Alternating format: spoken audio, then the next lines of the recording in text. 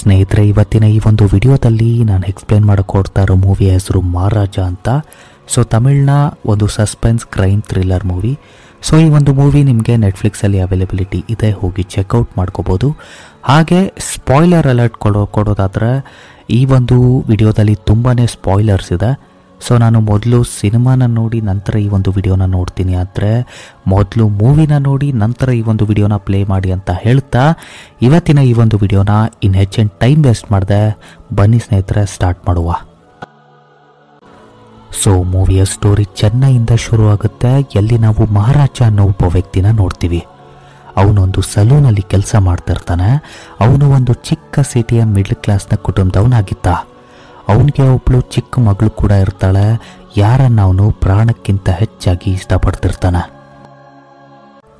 So ಇವಾಗ story 2009ನ ಒಂದು flash ಬ್ಯಾಕ್ಗೆ ಹೋಗುತ್ತೆ. ಸೊ ಅಲ್ಲಿ ಮಹಾರಾಜ ತನ್ನ ಮಗಳಿಗೆ ಒಂದು ಸ್ಟೋರಲ್ಲಿ ಟಾಯ್ಸ್ನ ಪರ್ಚೇಸ್ ಮಾಡ್ತಿರ್ತಾನೆ. ಅವನ ಹೆಂಡತಿ ಹಾಗೆ ಮಗಳು ಆ ಟಾಯ್ಸ್ ಸ್ಟೋರ್ನ ಮುಂದೆ ಇರೋ ಮನೆ ಹತ್ರನೇ ಕೂತಿರ್ತಾರೆ.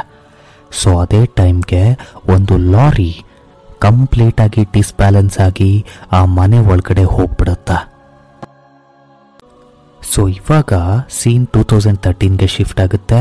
ಎಲ್ಲಿ ನಾವು ನೋಡ್ತೀವಿ ಮಹಾರಾಜ ತನ್ನ ಮಗಳ ಜೊತೆ ತುಂಬಾನೇ ಖುಷಿಯಾದಂಥ ಒಂದು ಜೀವನನ ಸ್ಪೆಂಡ್ ಮಾಡ್ತಿರ್ತಾನೆ. ಆ್ಯಕ್ಚುಲಿ ಅವನ ಹೆಂಡತಿ ಆ ಒಂದು ಲಾರಿ ಆಕ್ಸಿಡೆಂಟಲ್ಲಿ ಸತ್ತೋಗಿರ್ತಾಳೆ. ಸೊ ಆದ್ರಿಂದ ಫ್ಯಾಮಿಲಿಯಲ್ಲಿ ಇವಾಗ ಕೇವಲ ಉಳಿದಿರೋದಂದ್ರೆ ಮಹಾರಾಜ ಹಾಗೆ ತನ್ನ ಚಿಕ್ಕ ಮಗಳು ಜ್ಯೋತಿ ಮಾತ್ರ. ಸೊ ಮಹಾರಾಜನ ಮನೆಯಲ್ಲಿ ಲಕ್ಷ್ಮಿ ಅನ್ನೋ ಒಂದು ಡಸ್ಟ್ಬಿನ್ ಕೂಡ ಇರುತ್ತೆ, ಯಾವುದನ್ನು ಅವನು ತುಂಬಾನೇ ಕೇರ್ ಮಾಡ್ತಾ ಇದ್ರು. ಎಲ್ಲಿ ತನಕ ಅಂದರೆ ಅದನ್ನ ದೇವ್ರ ಮನೆಯಲ್ಲಿಟ್ಟು ಪೂಜೆ ಮಾಡ್ತಾ ಇದ್ರು. ಸೊ ಇದು ಸ್ವಲ್ಪ ವಿಚಿತ್ರ ಅನ್ಸ್ಬೋದು.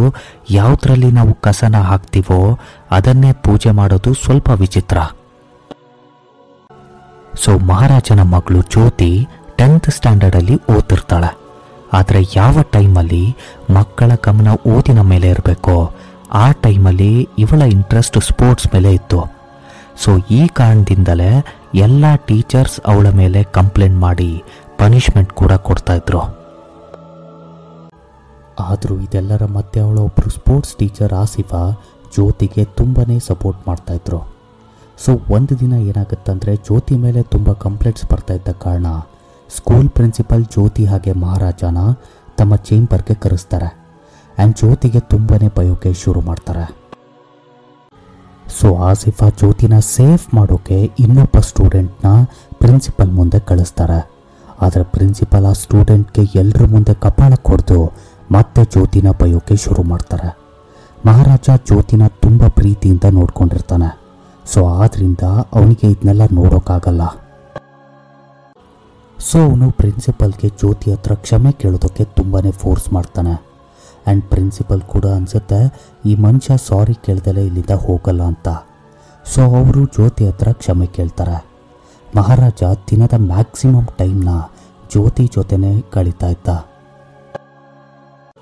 ಸೊ ಒಂದು ದಿನ ಜ್ಯೋತಿ ಮಹಾರಾಜನಿಗೆ ಹೇಳ್ತಾಳೆ ಸ್ಕೂಲ್ನ ಕಡೆಯಿಂದ ತನ್ನ ಸ್ಪೋರ್ಟ್ಸ್ ಕಾಂಪಿಟೇಷನ್ಗೆ ಬೇರೆ ಒಂದು ಜಾಗಕ್ಕೆ ಹೋಗಬೇಕು ಅಂತ. ಸೊ ಎನಿವೇಸ್ ನೆಕ್ಸ್ಟ್ ಡೇ ಅವಳು ಬಸ್ಸಲ್ಲಿ ಬೇರೆ ಮಕ್ಕಳ ಜೊತೆ ಹೊರಡ್ತಾಳೆ. ಜ್ಯೋತಿ ಇಲ್ಲದೆ ಇರೋ ಕಾರಣ ಮಹಾರಾಜ ಒಬ್ಬನೇ ಆಗಿದ್ದ. ಆ್ಯಂಡ್ ತುಂಬ ಚಿಕ್ಕ ಚಿಕ್ಕ ವಿಷಯಕ್ಕೂ ತುಂಬಾನೇ ರೇಗಾಡ್ತಾ ಇದ್ದ. ಸೊ ಒಂದು ದಿನ ಯಾವಾಗ ಮಹಾರಾಜ ತನ್ನ ಮನೆಯಲ್ಲಿ ಮಲಗಿರುವಾಗ ಅವನ ಮನೆಗೆ ಒಂದು ಹಾವು ಬರುತ್ತೆ. ಆ್ಯಂಡ್ ಅದು ಅವನ ಮೇಲೇನೆ ಹತ್ತಿ ಹೋಗುತ್ತೆ. ಆದರೆ ಮಹಾರಾಜ ತುಂಬ ಗಾಢವಾದ ನಿದ್ರೆಯಲ್ಲಿರೋದ್ರಿಂದ ಅವನಿಗೆ ಏನು ಗೊತ್ತಾಗಲ್ಲ. ಸೊ ಇವಾಗ ಸೀನ್ ಶಿಫ್ಟ್ ಆಗುತ್ತೆ. ಅಲ್ಲಿ ನಾವು ಒಬ್ಬ ಶ್ರೀಮಂತ ವ್ಯಕ್ತಿನ ನೋಡ್ತೀವಿ, ಯಾರು ತನ್ನ ಕಾರ್ನ ರಿಪೇರಿಗೋಸ್ಕರ ಗ್ಯಾರೇಜ್ಗೆ ಕೊಟ್ಟಿರ್ತಾನೆ.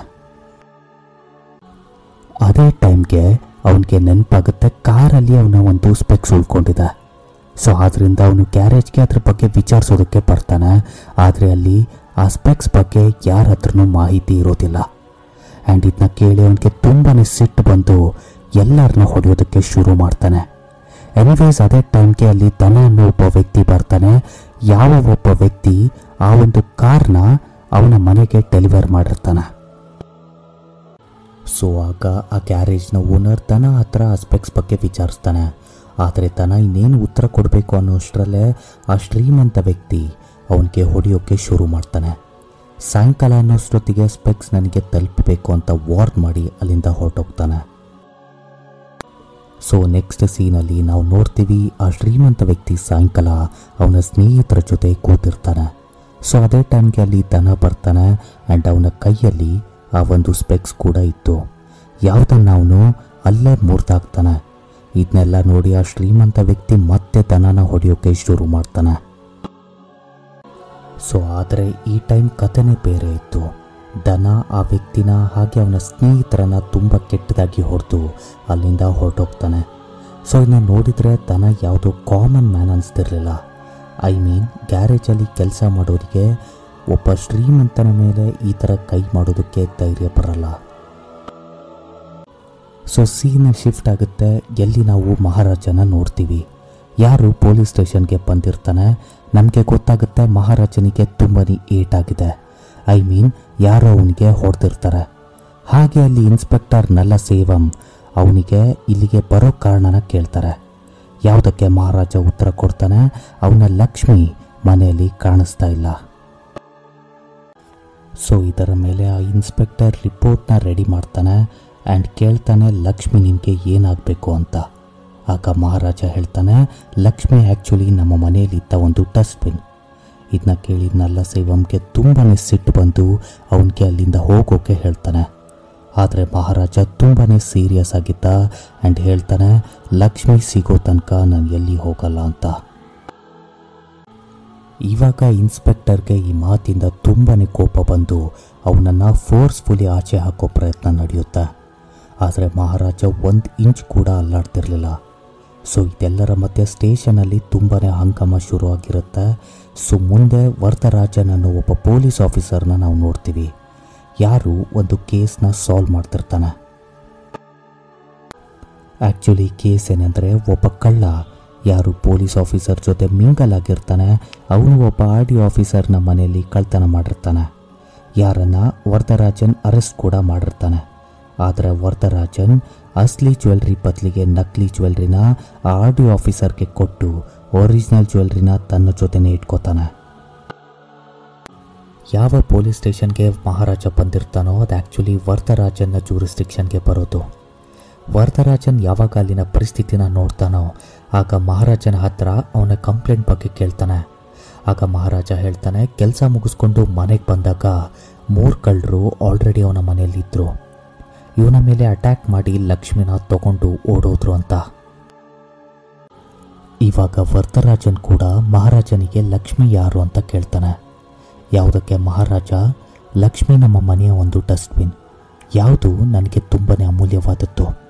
ಸೊ ಹೀಗಂದಾಗ ವರದರಾಜನ್ ಅವನಿಗೆ ಹೊಸ ಡಸ್ಟ್ಬಿನ್ ಪರ್ಚೇಸ್ ಮಾಡೋದಕ್ಕೆ ದುಡ್ಡು ಕೊಡ್ತಾನೆ. ಆದರೆ ಮಹಾರಾಜನಿಗೆ ಅದೇ ಡಸ್ಟ್ಬಿನ್ ಬೇಕಿತ್ತು. ಇವಾಗ ವರದರಾಜನ್ಗೆ ತುಂಬಾ ಕೋಪ ಬಂದು ಅವನನ್ನು ಸ್ಟೇಷನ್ನಿಂದ ಆಚೆ ಹಾಕ್ತಾನೆ.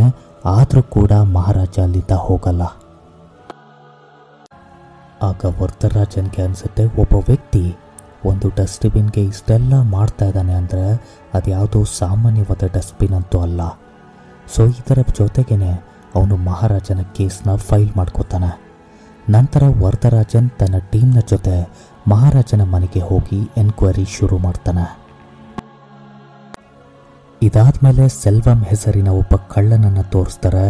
ಯಾರು ತನ್ನ ಸ್ನೇಹಿತರ ಜೊತೆ ಸೇರಿ ಕಳ್ತನನ ಮಾಡ್ತಿರ್ತಾನೆ.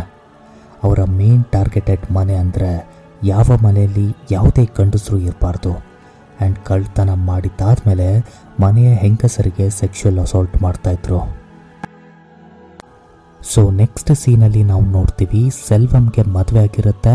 ಅವನ ಫ್ಯಾಮಿಲಿಯಲ್ಲಿ ತನ್ನ ಹೆಂಡತಿ ಹಾಗೆ ಚಿಕ್ಕ ಮಗಳು ಇರ್ತಾಳೆ. ಸೊ ಈ ಸೀನ್ ಏನಿದೆ ಇದು 2009ರದು. ಎಲ್ಲಿ ನಮಗೆ ಸೆಲ್ವಂನ ಬಗ್ಗೆ ತಿಳಿಸ್ಕೊಡ್ತಾ ಇದ್ದಾರೆ. ಇದೇ ಸೇಮ್ ಟೈಮ್ ಆಗಿರುತ್ತೆ ಯಾವಾಗ ಮಹಾರಾಜನ ಹೆಂಡತಿ ಕೂಡ ಸತ್ತೋಗಿರ್ತಾಳೆ. ಸೆಲ್ವಂನ ಮಗಳ ಹೆಸರು ಅಮ್ಮು ಅಂತ. ಅವಳ ಬೆನ್ನ ಹಿಂದೆ ಒಂದು ಗಾಯದ ಮಾರ್ಕ್ ಕೂಡ ಇತ್ತು. ಸೆಲ್ವಂ ಬೆಳಗ್ಗೆ ಎಲ್ಲ ವೈರಿಂಗ್ನ ಕೆಲಸ ಮಾಡ್ತಾ ಇದ್ದ ಆ್ಯಂಡ್ ರಾತ್ರಿ ಹೊತ್ತು ಕಳ್ತನ. ಸೊ ಇದರ ಬಗ್ಗೆ ಯಾರಿಗೂ ಏನೂ ಐಡಿಯಾ ಇರಲಿಲ್ಲ ಆ್ಯಂಡ್ ಯಾರಿಗೂ ಇವನ ಮೇಲೆ ಒಂದು ಸ್ವಲ್ಪನೂ ಡೌಟ್ ಕೂಡ ಬರ್ತಾ ಇರಲಿಲ್ಲ. ಎನಿವೇಸ್ ಮೂವಿ ಇವಾಗ ಪ್ರೆಸೆಂಟ್ ಟೈಮ್ಗೆ ಬರುತ್ತೆ, ಎಲ್ಲಿ ನಾವು ಸೆಲ್ವಂನ ಮನೆಯಲ್ಲಿ ಲಕ್ಷ್ಮಿನ ನೋಡ್ತೀವಿ. ಇದರಿಂದ ನಮಗೆ ಅರ್ಥ ಆಗುತ್ತೆ ಆ ರಾತ್ರಿ ಮಹಾರಾಜನ ಮನೆಯಲ್ಲಿ ಕಳ್ತನ ಮಾಡಿದ್ದು ಸೆಲ್ವಂ. ಇನ್ನೊಂದು ಕಡೆ ಎಲ್ಲ ಪೊಲೀಸ್ ಆಫೀಸರ್ಸ್ ಲಕ್ಷ್ಮಿನ ಹುಡುಕ್ತಾ ಇರ್ತಾರೆ. ಆದರೆ ಅದರ ಬಗ್ಗೆ ಇನ್ನೂ ಏನು ಗೊತ್ತಾಗಿರಲಿಲ್ಲ. ಮಹಾರಾಜ ಪೊಲೀಸ್ ಸ್ಟೇಷನಲ್ಲಿ ಕೆಲಸ ಮಾಡೋಕ್ಕೆ ಶುರು ಮಾಡ್ತಾನೆ.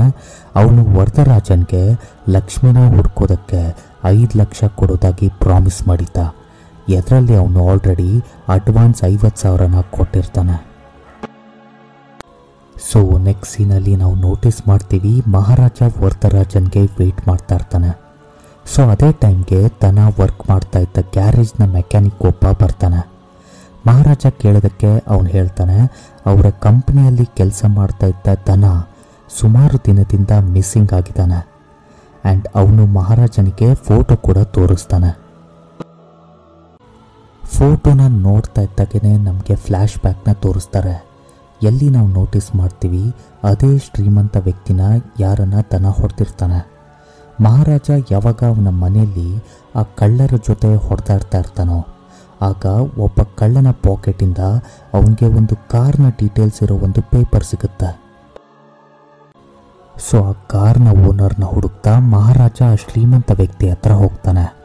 ಆ್ಯಂಡ್ ನಾವು ನೋಡ್ತೀವಿ ತನ ಅಲ್ಲಿಗೆ ಬರೋ ಕೆಲವೇ ಟೈಮ್ನ ಮುಂಚೆ ಮಹಾರಾಜ ಅಲ್ಲಿಗೆ ಬಂದಿರ್ತಾನೆ. ಆ್ಯಂಡ್ ಯಾವಾಗ ಅವನು ತನನ ಆ ಥರ ಹೊಡಿತಾ ಇರೋದನ್ನ ನೋಡಿ ಮಹಾರಾಜನಿಗೆ ಅವನ ಮೇಲೆ ಸ್ವಲ್ಪ ಡೌಟ್ ಬರುತ್ತೆ. ಆ್ಯಂಡ್ ತನನ ಅವನು ಫಾಲೋ ಮಾಡೋದಕ್ಕೆ ಶುರು ಮಾಡ್ತಾನೆ. ಸೊ ಇದನ್ನ ನೋಡಿ ತನ್ನ ಸ್ನೇಹಿತರನ್ನ ಕರೆಸಿ ಎಲ್ಲ ಸೇರಿ ಮಹಾರಾಜನನ್ನ ಹೊಡೆಯೋಕೆ ಶುರು ಮಾಡ್ತಾರೆ. ಹಾಗೆ ಮಾತಿನ ಚಕ್ಕಿಮಿಕ್ಕಿಯಲ್ಲಿ ತನ ಮಹಾರಾಜನನ್ನ ಗುರ್ತಿಡ್ದು ಹೇಳ್ತಾನೆ ಆಲ್ರೆಡಿ ಇವನ ಮನೆಯಲ್ಲಿ ಕಳ್ತನ ಮಾಡಿಬಿಟ್ಟಿದ್ದೀನಿ ಅಂತ.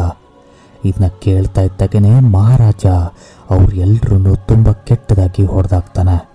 ಆ್ಯಂಡ್ ಇದಾದಮೇಲೆ ದನ ಅವನಿಗೆ ಹೇಳ್ತಾನೆ ಆ ದಿನ ಇವ್ರ ಜೊತೆ ಒಬ್ಬ ಪೊಲೀಸ್ ಆಫೀಸರ್ ಕೂಡ ಆ ಕಳ್ಳತನದಲ್ಲಿ ಭಾಗಿಯಾಗಿದ್ದ ಅಂತ. ನಂತರ ತನ ಹೇಳ್ತಾನೆ ನಿನ್ನ ಕೈಲಿ ಏನು ಮಾಡೋಕ್ಕಾಗಲ್ಲ ಅಂತ. ಸೊ ಇದರಿಂದ ಕೋಪಗೊಂಡ ಮಹಾರಾಜ ಅವನ ಕತ್ತನೆ ಕೊಯ್ದಾಕ್ತಾನೆ. ದನ ಆ ಒಂದು ಕಳ್ಳತನದಲ್ಲಿ ಒಬ್ಬ ಪೊಲೀಸ್ ಆಫೀಸರ್ ಕೂಡ ಇನ್ವಾಲ್ವ್ ಆಗಿದ್ದ ಅಂತ ಹೇಳಿರೋದ್ರಿಂದ ಮಹಾರಾಜ ಪೊಲೀಸ್ ಸ್ಟೇಷನ್ಗೆ ಬಂದಿರ್ತಾನೆ. ಮಹಾರಾಜನ ರಿಯಲ್ ಇಂಟೆನ್ಷನ್ ಇದ್ದಿದ್ದು ಆ ಪೊಲೀಸ್ ಆಫೀಸರ್ನ ಹುಡ್ಕೋದು. ಸೊ ಎನಿವೇಸ್ ನಾವು ಈ ಕಡೆ ನೋಡ್ತೀವಿ ಎಲ್ಲ ಕಡೆ ಹುಡುಕಿದ್ರು ಕೂಡ ಪೊಲೀಸ್ ಆಫೀಸರ್ಸ್ಗೆ ಲಕ್ಷ್ಮಿ ಸಿಗದೆ ಇರೋ ಕಾರಣ ಅವರು ನಕಲಿ ಲಕ್ಷ್ಮಿನ ರೆಡಿ ಮಾಡಿಸೋಕೆ ಹೋಗ್ತಾರೆ. ಸೊ ಸೀನ್ 2009ಗೆ ಶಿಫ್ಟ್ ಆಗುತ್ತೆ. ಎಲ್ಲಿ ನಾವು ಸೆಲ್ವಂನ ನೋಡ್ತೀವಿ. ಸೆಲ್ವಂ ಮಗಳ ಬರ್ತ್ಡೇ ಇರುತ್ತೆ. ಸೊ ಸ್ವಲ್ಪ ಚೇಂಜ್ ಕಾಣಿಸ್ಕೋಬೇಕು ಅಂತ ಮಹಾರಾಜನ ಸಲೂನ್ಗೆ ಬರ್ತಾನೆ. ಎಲ್ಲಿ ಅವನು ತನ್ನ ಹೆಂಡತಿಗೆ ಹೇಳ್ತಾನೆ ತನ್ನ ಮಗಳಿಗೆ ಒಂದು ಗೋಲ್ಡ್ ಚೈನ್ನ ಗಿಫ್ಟ್ ಮಾಡ್ತಾ ಇದ್ದೀನಿ ಇವತ್ತು ಅಂತ. ಸೊ ಆದರೆ ಏನಾಗುತ್ತೆ ಅಂದರೆ ಶೇವಿಂಗ್ ಮಾಡೋ ಟೈಮಲ್ಲಿ ಟ್ರಿಮ್ಮರ್ನ ಬ್ಯಾಟ್ರಿ ಖಾಲಿ ಆಗುತ್ತೆ. ಸೊ ಮಹಾರಾಜ ಬ್ಯಾಟ್ರಿನ ತರೋಕೆ ಅಂತ ಪಕ್ಕದಲ್ಲೇ ಇದ್ದ ಶಾಪ್ಗೆ ಹೋಗ್ತಾನೆ. ಸೊ ಇದೇ ಗ್ಯಾಪಲ್ಲಿ ಸೆಲ್ವಂನ ಒಬ್ಬ ಗೆಳೆಯ ಶಬರಿ ಸೆಲ್ವಂಗೆ ಕಾಲ್ ಮಾಡಿ ಹೇಳ್ತಾನೆ ತಮ್ಮ ಕಳ್ಳತನದ ಬಗ್ಗೆ ಆಲ್ರೆಡಿ ನ್ಯೂಸ್ ಪೇಪರಲ್ಲಿ ಪಬ್ಲಿಷ್ ಆಗಿಬಿಟ್ಟಿದೆ ಆ್ಯಂಡ್ ಎಲ್ಲರೂ ಎಕ್ಸ್ಪೋಸ್ ಆಗಿಬಿಟ್ಟಿದ್ದೀವಿ ಅಂತ. ಸೆಲ್ವಂ ಅವನ ಜೊತೆ ಮಾತಾಡಿ ಫೋನ್ ಇಡ್ತಾ ಇದ್ದಾಗೇ ಅವನು ನೋಟಿಸ್ ಮಾಡ್ತಾನೆ ಅವನ ಹಿಂದೆನೇ ಮಹಾರಾಜ ಆಲ್ರೆಡಿ ಬಂದು ನಿಂತಿದ್ದಾನೆ. ಸೊ ಸೆಲ್ವಂಗೆ ಏನನ್ಸುತ್ತೆ ಅಂದರೆ ಮಹಾರಾಜ ಇವನ ಎಲ್ಲ ಮಾತನ್ನ ಕೇಳಿಸ್ಕೊಂಡ್ಬಿಟ್ಟ ಅಂತ. ಆದರೆ ಮಹಾರಾಜ ಇದಕ್ಕೆ ಏನು ರಿಯಾಕ್ಷನ್ ಕೊಡಲ್ಲ, ಯಾಕಂದರೆ ಅವನು ಏನು ಕೇಳಿಸ್ಕೊಂಡೇ ಇರಲ್ಲ. ಇದಾದ್ಮೇಲೆ ಸೆಲ್ವಂ ಬೇಗ ತನ್ನ ಮನೆಗೆ ಹೋಗ್ತಾನೆ. ಈ ಕಡೆ ಮಹಾರಾಜ ನೋಟಿಸ್ ಮಾಡ್ತಾನೆ ಸೆಲ್ವಂನ ಗೋಲ್ಡ್ ಚೈನ್ ಏನಿತ್ತು ಅದು ಇವನ ಶಾಪಲ್ಲಿ ಉಳ್ಕೊಂಡ್ಬಿಟ್ಟಿದೆ. ಚೈನ್ನ ಕೊಡೋದಕ್ಕೆ ಅಂತ ಮಹಾರಾಜ ಅವನ ಮನೆಗೆ ಹೋಗ್ತಾನೆ.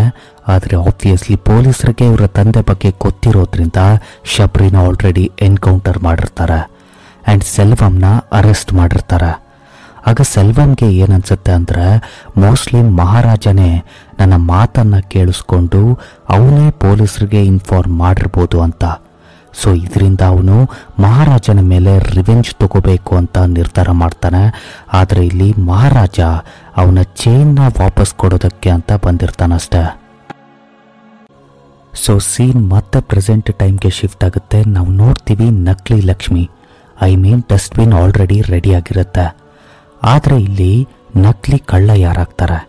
ಯಾವುದಕ್ಕೆ ವರದರಾಜನ್ ಯೋಚನೆ ಮಾಡ್ತಾನೆ, ಆ್ಯಸ್ ಯೂಶುವಲ್ ಆಗಿ ಯಾವುದೋ ಒಬ್ಬ ಪೊಲೀಸರ ವ್ಯಕ್ತಿಗಳನ್ನೇ ಕಳ್ಳನಾಗಿ ತೋರಿಸಿ ಆಮೇಲೆ ಅವರನ್ನು ಬಿಟ್ಟುಬಿಡೋಣ ಅಂತ. ಯಾಕಂದರೆ ಈ ಥರ ಅವನು ಮುಂಚೆನೇ ಹಲವಾರು ಬಾರಿ ಮಾಡಿರ್ತಾನೆ. ಸೊ ಆದ್ದರಿಂದ ಇಲ್ಲಿ ನಲ್ಲಸೇವಂನೇ ಕಳ್ಳನಾಗಿ ಮಾಡ್ತಾರೆ. ಈಗ ವರದರಾಜನ್ ಮಹಾರಾಜನಿಗೆ ಕಾಲ್ ಮಾಡಿ ಪೊಲೀಸ್ ಸ್ಟೇಷನ್ಗೆ ಬಂದು ಮತ್ತೆ ತನ್ನ ಕಥೆನ ಹೇಳೋಕೆ ಹೇಳ್ತಾನೆ. ಸೊ ನೆಕ್ಸ್ಟ್ ಡೇ ಮಹಾರಾಜ ಪೊಲೀಸ್ ಸ್ಟೇಷನ್ಗೆ ಬಂದು ಮತ್ತೆ ಕಥೆನ ಶುರು ಮಾಡ್ತಾನೆ. ಆದರೆ ಇವಾಗ ಈ ಕಥೆಯಲ್ಲಿ ಒಂದು ದೊಡ್ಡ ಸೀಕ್ರೆಟ್ ರಿವೀಲ್ ಆಗುತ್ತೆ. ಮಹಾರಾಜ ಹೇಳ್ತಾನೆ ಅವನು ರಾತ್ರಿ 10 ಗಂಟೆಗೆ ಮನೆಗೆ ಬಂದಿರ್ತಾನೆ ಅಂತ. ಆದರೆ ರಿಯಾಲಿಟಿ ಏನಂದರೆ ಅವನು ಮನೆಯಲ್ಲೇ ಇರಲಿಲ್ಲ. ಆ್ಯಕ್ಚುಲ್ ಆಗಿ ಅವತ್ತು ಜ್ಯೋತಿ ಮನೆಗೆ ಬಂದಿರ್ತಾಳೆ. ಆ ಮನೆಯಲ್ಲೇ ಆ ಕಳ್ಳರು ಆಲ್ರೆಡಿ ಬಚ್ಚಿಟ್ಕೊಂಡಿರ್ತಾರೆ. ಆ್ಯಂಡ್ 3 ಜನರಲ್ಲಿ ಒಬ್ಬ ಪೊಲೀಸ್ ಆಫೀಸರ್ ಆಗಿದ್ದ, ಅದು ಬೇರೆ ಯಾರೂ ಅಲ್ಲ, ನಲ್ಲಸೇವಂ. ಆ್ಯಂಡ್ 2ನೇ ವ್ಯಕ್ತಿ ಸೆಲ್ವಂ ಆಗಿದ್ದ, ಯಾರು ಜೈಲಿಂದ ಶಿಕ್ಷಣ ಅನುಭವಿಸಿ ಆಲ್ರೆಡಿ ಆಚೆ ಬಂದಿರ್ತಾನೆ. ಜ್ಯೋತಿ ಇದ್ರ ಬಗ್ಗೆ ತಿಳಿಯದೆ ತನ್ನ ರೂಮಲ್ಲಿ ಬಟ್ಟೆ ಬದಲಾಯಿಸ್ತಾ ಇರ್ತಾಳೆ. ಆಗ ಈ 3 ಜನರು ಅವಳ ಜೊತೆ ಕೆಟ್ಟ ಕೆಲಸ ಮಾಡಿ ಮಹಾರಾಜ ಬರೋ ಮುಂಚೆನೇ ಅಲ್ಲಿಂದ ಓಡೋಗ್ತಾರೆ. ಜ್ಯೋತಿನ ಪರಿಸ್ಥಿತಿ ತುಂಬಾನೇ ಗಂಭೀರವಾಗಿತ್ತು. ಈ ಕಡೆ ವರದರಾಜನ್ ಯಾವಾಗ ಆ ಪೊಲೀಸ್ ಆಫೀಸರ್ಗೆ ಅಂದರೆ ನಲ್ಲಸೇವಂಗೆ ಈ ಸ್ಟೋರಿನ ಹೇಳಿದಾಗ ನಲ್ಲಸೇವಂಗೆ ತುಂಬಾನೇ ಹೆದರಿಕೆ ಆಗಿ ಸೆಲ್ವಂಗೆ ಕಾಲ್ ಮಾಡ್ತಾನೆ. ಇಲ್ಲಿ ತನಕ ನಲ್ಲಸೇವಂಗೆ ಏನು ಅನಿಸ್ತಾ ಇತ್ತು ಅಂದರೆ ಮಹಾರಾಜನಿಗೆ ಏನು ಗೊತ್ತಾಗಲ್ಲ. ಆದರೆ ಈಗ ಅವನಿಗೆ ಭಯ ಇದ್ದಿತ್ತು, ಎಲ್ಲಿ ಅವನು ಲಕ್ಷ್ಮಿನ ಹುಡುಕ್ತಾ ನಾನೆಲ್ಲಿ ಸಿಗಾಕೊಂಡ್ಬಿಡ್ತೀನೋ ಅಂತ. ಇವಾಗ ಸೀನ್ ಮತ್ತೆ ಪಾಸ್ಟ್ಗೆ ಹೋಗುತ್ತೆ. ಅದೇ ರಾತ್ರಿ ಮಹಾರಾಜ ತನ್ನ ಮಗಳಿಗೆ ಸ್ಪೋರ್ಟ್ಸ್ ಶೂಸ್ನ ತಗೊಂಡು ಮನೆಗೆ ಬರ್ತಾ ಇರ್ತಾನೆ. ಮನೆಗೆ ಬಂದು ತನ್ನ ಮಗಳ ಪರಿಸ್ಥಿತಿನ ನೋಡಿ ಶಾಕ್ ಆಗ್ತಾನೆ. ಆ್ಯಂಡ್ ಅವಳನ್ನು ಇಮ್ಮಿಡಿಯೇಟಾಗಿ ಹಾಸ್ಪಿಟಲ್ಗೆ ಕರ್ಕೊಂಡು ಹೋಗ್ತಾನೆ. ಮಗಳ ಈ ಕಂಡೀಷನ್ನ ನೋಡಿ ಅವನಿಗೆ ತುಂಬಾ ಬೇಜಾರಾಗಿ ಅಳೋಕೆ ಶುರು ಮಾಡ್ತಾನೆ. ಆಗ ಅವ್ರ ಮಗಳು ಹೇಳ್ತಾಳೆ, ಅವಳ ಜೊತೆ ಕೆಟ್ಟದಾಗಿ ನಡ್ಕೊಂಡಿರೋರ್ನ ಯಾರನ್ನು ಬಿಡಬೇಡಿ ಅಂತ. ಆ್ಯಂಡ್ ಇದಾದ್ಮೇಲೆ ಮಹಾರಾಜ ಈ 3 ಕಳ್ಳರನ್ನ ಹುಡ್ಕೋಕೆ ಶುರು ಮಾಡಿರ್ತಾನೆ. ಎನಿವೇಸ್ ಇವಾಗ ಮತ್ತೆ ಸೀನ್ ಪ್ರೆಸೆಂಟ್ಗೆ ಶಿಫ್ಟ್ ಆಗುತ್ತೆ. ಎಲ್ಲಿ ನಾವು ನೋಡ್ತೀವಿ ವರದರಾಜನ್ ಆ್ಯಂಡ್ ಇಸ್ ಟೀಮ್ ಆ ರಾತ್ರಿ ನಡೆದ ಆ ಘಟನೆನ ರೀಕ್ರಿಯೇಟ್ ಮಾಡೋದಕ್ಕೆ ಮಹಾರಾಜನ ಮನೆಗೆ ಹೋಗ್ತಾರೆ.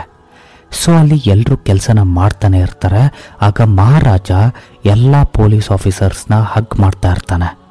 ಸೊ ಹೀಗೆ ನಲ್ಲಸೇವಂನ ಅಪ್ಕೊಂಡಾಗ್ಲೂ ಕೂಡ ಅವನು ನೋಟಿಸ್ ಮಾಡ್ತಾನೆ, ಅವನ ಬೆನ್ನ ಹಿಂದೆ ಗಾಯದ ಮಾರ್ಕ್ ಇತ್ತು.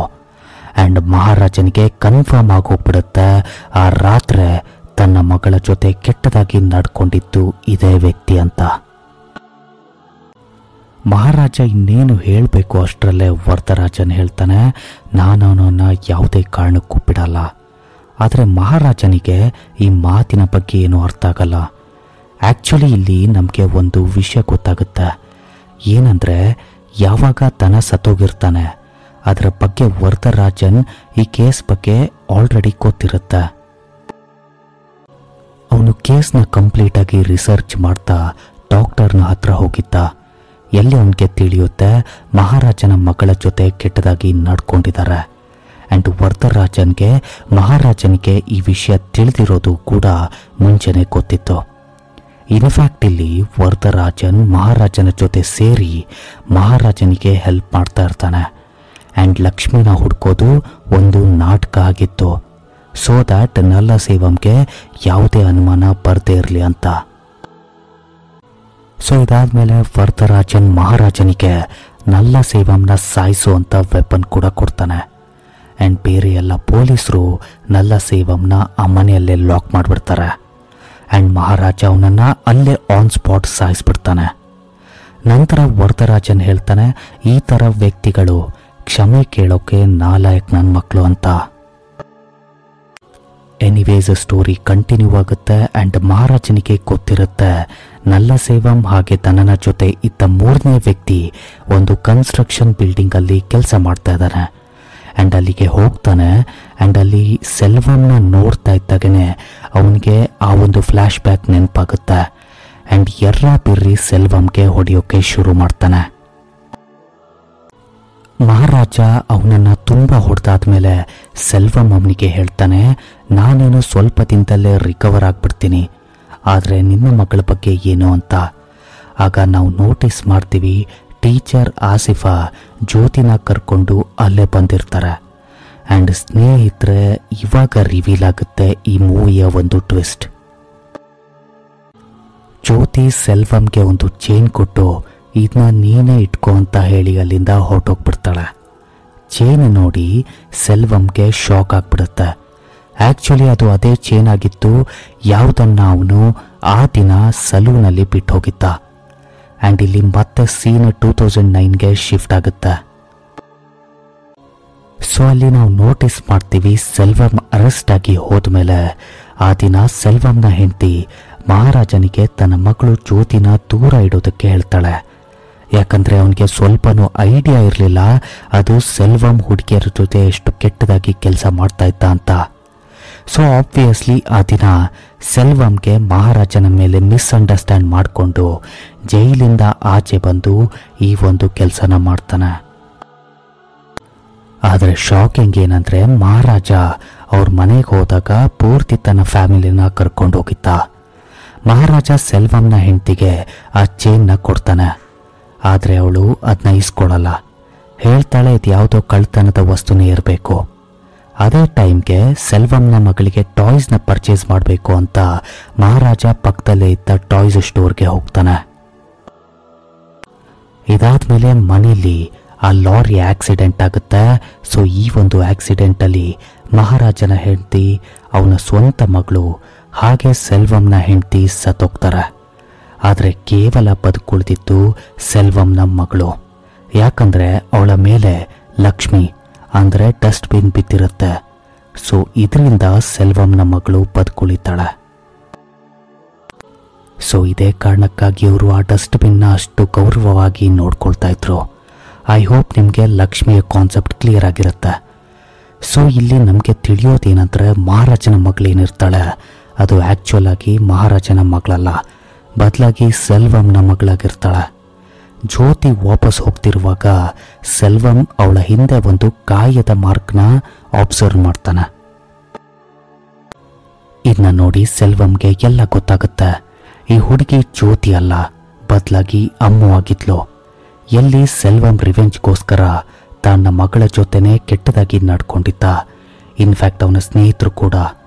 ಈಗ ಸೆಲ್ವಂ ಅವನ ತಪ್ಪಿಗೆ ಬಹಳ ಪಶ್ಚಾತ್ತಾಪ ಪಡ್ತಾನೆ. ಆದರೆ ಆಲ್ರೆಡಿ ತುಂಬಾನೇ ಲೇಟಾಗಿ ಹೋಗಿತ್ತು. ಮಹಾರಾಜ, ಜ್ಯೋತಿ ಹಾಗೆ ಆಸಿಫಾ ಅಲ್ಲಿಂದ ಹೊರಟೋಗ್ತಾರೆ. ಆ್ಯಂಡ್ ಸೆಲ್ವಂ ತಾನು ಮಾಡಿದ ತಪ್ಪಿಗೆ ಆನ್ ದ ಸ್ಪಾಟ್ ಅಲ್ಲೇ ಬಿಲ್ಡಿಂಗಿಂದ ಎಗರಿ ಸೂಸೈಡ್ ಮಾಡ್ಕೋತಾನೆ. ಆ್ಯಂಡ್ ಮೂವಿ ಇಲ್ಲಿಗೆ ಎಂಡ್ ಆಗಿಬಿಡುತ್ತೆ. ಸೊ ಸ್ನೇಹಿತರೆ, ಇದಾಗಿತ್ತು ಇವತ್ತಿನ ಈ ಒಂದು ವಿಡಿಯೋ. ಹೋಪ್ಫುಲಿ ನಿಮಗೆ ಈ ಒಂದು ಮೂವಿಯ ಎಕ್ಸ್ಪ್ಲನೇಷನ್ ಇಷ್ಟ ಆಯಿತು ಅಂತ ಅಂದ್ಕೊಳ್ತೀನಿ. ಒಂದು ವೇಳೆ ಈ ಒಂದು ವಿಡಿಯೋ ಇಷ್ಟ ಆಗಿದ್ದರೆ ನಿಮ್ಮ ಸ್ನೇಹಿತರಿಗೂ ಕೂಡ ಶೇರ್ ಮಾಡಿ. ಹಾಗೆ ನಮ್ಮ ಚಾನಲ್ನ ಸಬ್ಸ್ಕ್ರೈಬ್ ಮಾಡೋದನ್ನ ಮರಿಬೇಡಿ. ಒಂದು ವೇಳೆ ಈ ವಿಡಿಯೋ ಇಷ್ಟ ಆಗದೇ ಇದ್ದರೆ ಡಿಸ್ಲೈಕ್ ಮಾಡಿ ಅಂತ ಹೇಳ್ತಾ ಇವತ್ತಿನ ಈ ಒಂದು ವಿಡಿಯೋನ ಇಲ್ಲಿಗೆ ಎಂಡ್ ಮಾಡ್ತಾ ಇದ್ದೀನಿ. ಮುಂದಿನ ವಿಡಿಯೋದಲ್ಲಿ ಮತ್ತೆ ಸಿಗೋಣ. Until then take care and thank you for watching.